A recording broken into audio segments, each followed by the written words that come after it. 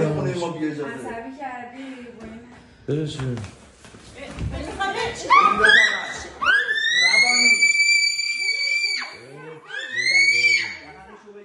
نه دهنش دست نزن دیوا، تو بهش دست نزن.